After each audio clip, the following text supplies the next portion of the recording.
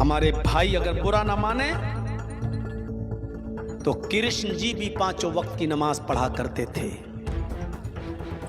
यकीन ना आए तो श्रीमद् भागवत गीता का छठा अध्याय का 10वां मंत्र देख लीजिए। इटावा का एक मौलाना भगवान श्री कृष्ण के बारे में बोल रहा है कि ये मुसलमान हैं और नमाजी हैं। इस तरीके से बोला है। ऐसे मौलाना का जो जीभ काट के लाएगा उसको 10 लाख रुपए इनाम दिया जाएगा। ऐसे मौलाना ने भगवान कृष्ण के भक्तों के आस्था के साथ खिलवाड़ किया है। भगवान श्री कृष्ण को लेकर इस्लामिक स्कॉलर मौलाना जर्सिस अंसारी के एक बयान ने देश भर में नई बहस छेड़ दी है। सोशल मीडिया पर वायरल हो रहे एक वीडियो में मौलाना ये दावा करते हुए दिखाई देते हैं कि भगवान श्री कृष्ण 5 वक्त की नमाज पढ़ते थे और उनका जीवन इस्लाम की शिक्षाओं के अनुरूप था। वीडियो सामने आने के बाद यह बयान तेजी से चर्चा का विषय बन गया। कई हिंदू संगठनों ने इसे करोड़ों लोगों की आस्था से जुड़ा संवेदनशील मुद्दा बताते हुए विरोध जताया, जबकि कुछ लोगों ने इसे धार्मिक सौहार्द स्थापित करने की कोशिश बताया। विवाद उस समय और बढ़ गया जब अयोध्या के संत वरुण दास महाराज ने इस बयान पर तीखी प्रतिक्रिया दी। उन्होंने मौलाना के बयान की आलोचना करते हुए विवादित टिप्पणी की और समाजवादी पार्टी प्रमुख नेता अखिलेश यादव पर भी सवाल उठाए। संत का बयान भी सोशल मीडिया पर तेजी से वायरल हो गया, जिसके बाद बहस और तेज हो गई। आइए सबसे पहले आपको मौलाना का बयान सुनवाते हैं और उसके बाद अयोध्या के संत की प्रक्रिया भी दिखाते हैं। हमारे भाई अगर बुरा ना माने तो कृष्ण जी भी पांचों वक्त की नमाज पढ़ा करते थे। यकीन ना आए तो श्रीमद् भागवत गीता का छठा अध्याय का 10वां मंत्र देख लीजिए। योगी उज्जीत सततमात्मानं रहस्य स्थिता एकाकी अच्युतात्मा निराशीर परिग्रह, जिसमें कृष्ण जी अर्जुन से कह रहे हैं कि हाय अर्जुन, ईश्वर की जब पूजा करो तो पूरे शरीर का योग करो। योगी यूपी वाला नहीं, योगी युज्जीत सततमात्मानम, पूरे शरीर का योग करो। यानी पूजा सिर्फ खड़े होकर नहीं, पूरे शरीर के साथ होनी चाहिए और पूरे शरीर का योग होना चाहिए। आज हिंदू धर्म में चले जाइए, सिर्फ ऐसे हाथ उठाएंगे, ओम नमः शिवाय, बस हो गई पूजा। ये हिंदू मुस्लिम अगर ये अपनी किताबें पढ़ लें, योगी जी बड़े भक्त बनते हैं राम के, अगर अपनी किताबें पढ़ लें, अपनी किताबें, तो यकीन मानिए इस्लाम से मोहब्बत करने लगेंगे। क्योंकि इस्लाम ये मुसलमानों का धर्म है ही नहीं, सिर्फ ये उनका भी धर्म है। इसी दीन और इसी धर्म को रामचंद्र जी ने भी पेश किया है, कृष्ण जी ने भी पेश किया है। ये सिर्फ मुसलमानों का नहीं है। ऐसे मौलानों को संस्कृत का एक भी अक्षर नहीं मालूम है और गीता के श्लोक का अर्थ गलत बता रहा है। ऐसे मौलाना पर तो देशद्रोह का मुकदमा भी दर्ज होना चाहिए। आज अखिलेश यादव अपने आप को यादव वंशी बनते हैं और भगवान श्री कृष्ण को लेकर के इतना अभद्र भाषा का उपयोग किया है, बोला है कि मुसलमान है। उस मौलाना पर अखिलेश यादव नहीं बोल सकते हैं, केवल राम मंदिर चढ़ावा चोरी को लेकर के बोलते हैं। मगर जब ऐसे मौलाना सनातन के आस्था के साथ खिलवाड़ करते हैं, तब ऐसे मौलाना पर अखिलेश यादव क्यों नहीं बोलते। मैं तो बार बार कहता हूं कि इटावा के मौलाना का जो जीभ काट के लाएगा उसको 10 लाख रुपए इनाम दिया जाएगा। भगवान कृष्ण को मुसलमान बोलता है, गीता के श्लोक के अर्थ को गलत बताता है। करोड़ों कृष्ण भक्त दुखी हैं, हम सभी साधु संत दुखी हैं। ऐसे मौलाना का जो जीभ काट के लाएगा उसको 10 लाख रुपए इनाम दिया जाएगा।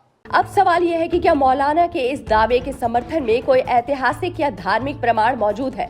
उपलब्ध प्रमुख ग्रंथों महाभारत, श्रीमद् भागवत महापुराण, हरिवंश पुराण और विष्णु पुराण में भगवान श्री कृष्ण के जीवन और उनके उपदेशों का विस्तार से वर्णन मिलता है, लेकिन इन ग्रंथों में ऐसा कोई उल्लेख नहीं मिलता कि भगवान श्री कृष्ण ने 5 वक्त की नमाज पढ़ी थी या उनका संबंध इस्लाम से था।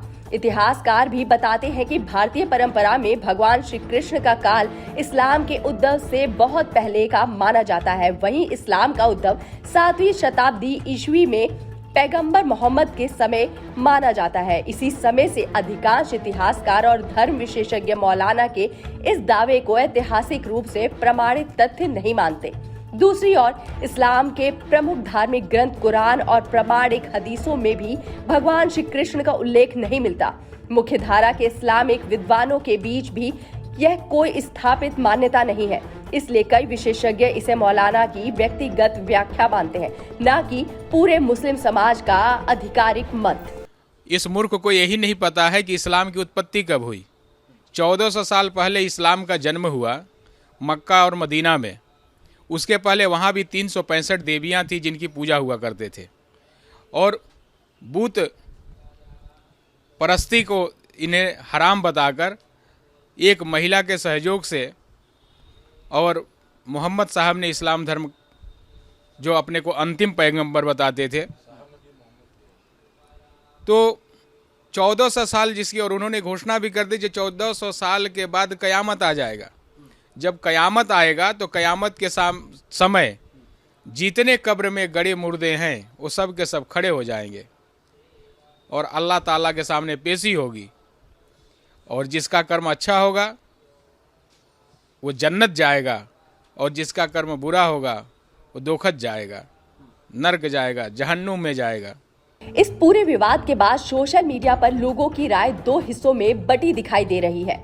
एक वर्ग का कहना है कि सभी धर्मों का मूल संदेश मानवता और ईश्वर की भक्ति है, इसलिए इस बयान को इसी संदर्भ में देखा जाना चाहिए। वहीं दूसरा वर्ग इसे बिना किसी ऐतिहासिक प्रमाण के धार्मिक इतिहास को बदलने की कोशिश बता रहा है। कई लोगों ने यह भी सवाल उठाया है कि यदि यह किसी दूसरे धर्म के पूजनीय व्यक्तित्व के बारे में भी इसी तरह का दावा किया जाता तो क्या प्रतिक्रिया भी इतनी ही सामान्य रहती। यही वजह है कि यह विवाद अब केवल एक वायरल वीडियो तक सीमित नहीं रहा, बल्कि धार्मिक और राजनीतिक बहस का विषय बन गया है। कानूनी विशेषज्ञों का कहना है कि भारत का संविधान प्रत्येक नागरिक को अभिव्यक्ति की स्वतंत्रता देता है, लेकिन यदि कोई बयान धार्मिक भावनाओं को आहत करने, सामाजिक तनाव बढ़ाने या कानून व्यवस्था प्रभावित करने की आशंका पैदा करता है, तो उसकी जांच और आगे की कार्यवाही संबंधित एजेंसियों और न्यायालय। जिस तरह से मौलाना जर्जिस ने बयान दिया है, यह तथ्यहीन है, साक्ष्यहीन है, अमानवीय है और देश में अशांति फैलाने वाला है। लीला पुरुषोत्तम भगवान श्री कृष्ण वो साक्षात परात्पर परमात्मा थे, ईश्वर थे।